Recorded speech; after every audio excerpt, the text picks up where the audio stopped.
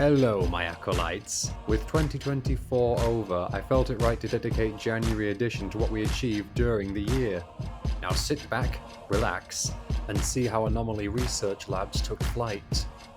Starting off strong, we published The Cloudbuster, What History Didn't Teach You About Rainfall, a video that excited viewers and sits at little under 5,000 views at the time of writing. It would have to suffice for a while, as I was too busy getting my life together to spend time on the channel until April rolled around. But when it did, we published our most viewed video to date. How to Make Your Own Cloudbuster sits at a little over 10,000 views as I write this, and has become a fan favourite on our channel. Big shout out to Big Al for his sublime engineering work. What a success the Cloudbuster's been. Oh. What do you make of 10,000 views in under a year? Very, very happy about the view count. And the grunge that we used in the video? I think people are watching just to watch the grunge bit. That's the correct answer. Now, keep on bringing us in millions.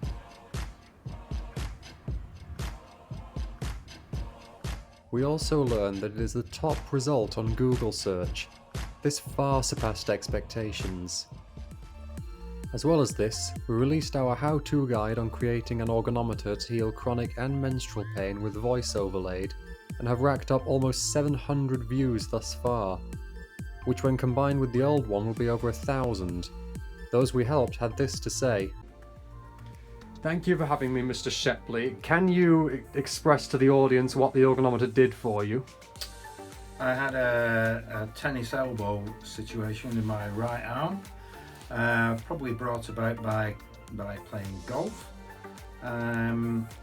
After treating the elbow pain, it has somewhat gone away. Excellent. Could you put a number on the severity before and after the use? So if 10 is as bad as it possibly was, it never actually stopped me playing, but it was getting that way, and now it's probably about 3. Splendid. So arthritis was the issue, am I correct? I think tennis elbow is a little bit of arthritis. It's a growth on the bone on the end of your on the end of one of your elbow, one of your arms. So yes, it probably is an age-related thing brought about by arthritis. Right, well I'm very happy. Do you think you'd recommend the organometer to a colleague or a friend? Yes, I did. Splendid. Oh, fabulous. Well, thank you ever so much. And as I understand it, it helped your girlfriend out as well. It did, yes. Great, thank you ever so much. Our next big score came in the form of our second documentary, Ray of Hope, a new critique on cancer, which was praised by Stephen Ross, PhD, who even joined in and served as a consultant. The film gained over 1.4 thousand views so far. Special mention to Lizzie Swoop for holding together the project. So Liz, tell us about your experience working on Ray of Hope. It was really interesting, actually. I struggled with some mental health during the year, and it helped me to focus and just find out some interesting things about medicine. How did you feel casting your husband to clown me during the courtroom scene? I thought it was hilarious. It was amazing. The rise of comedy took place that summer as we released Everything Wrong with the Rise and Fall of a Scientific Genius. My 2 favourite jokes are as follows.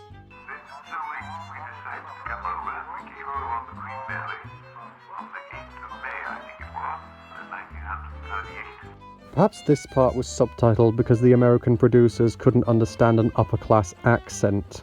You've an odd idea of Indian history. Gandhi was very talkative for a dead man. You can't beat European charm. The laughs didn't stop there as we unveiled the menace of the Scottish Highlands. Brannockney.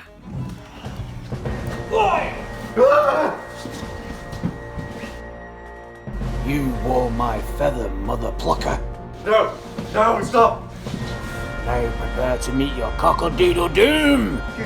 Come on, man. I don't even eat chicken. Oh, aye? Then eat this! No! Stop! No! One of the professor's scariest opponents yet. But he did not falter, as the professor outmatched the wit of the Highland bird. First to draw blood wins. Bring it on, bird brain.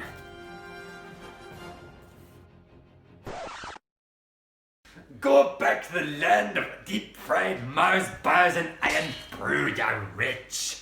No, shut up. No more. Go back to eating haggis in the Scottish Highlands, you fool, and drink more Scotch whiskey. Why don't you go back to that screaming cat you call playing a bagpipe? Curse you, Professor. Forgive me, Granda. That Professor is a cheat. He knows what he did. It wasn't a fair fight. He's a cheat. We then went back to work as we debuted a how-to guide on making your own ergonomic blanket, which has since gained almost 500 views. In September, we were ready to debut our third documentary, but it was censored. As such, I can't describe it or much talk about it here. All I'll say is that Uncle did a great job in his acting role, and I encourage you to go into our Discord server to find it. Fortunately, we were allowed to show the Orgone and Rife documentaries at a small venue in Manchester to an audience of around 15, many of whom used an ergonometer and took them home with them after feeling better. As October rolled around, we unveiled the suppressed medical technology Iceberg, which did wonders for our watch time and was fun to create. From that video, these parts are my favourite. Go back to the land of deep-fried iron bars and Action. Go back to the land of Go back to the land of deep. Oh no. You'll get it. All the way back in 1897, Denisha Gadali brought his talents to the medical scene when treating a woman close to death by using coloured lights directed to the diseased parts of her body. Using a blue-coloured glass bottle and a kerosene lantern to shine the light, and before you ask, no, he didn't take her out clubbing. We then took on some guerrilla marketing as we made mention of the spectrochrome and how it might have healed tuberculosis, and held our fashion show. Icy Morgan, Summer Morgan, Dusty Morgan, and Captain Morgan. After much waiting, we were at long last able to display the Cloudbuster in action, with our EMF reader revealing the secrets of electromagnetism.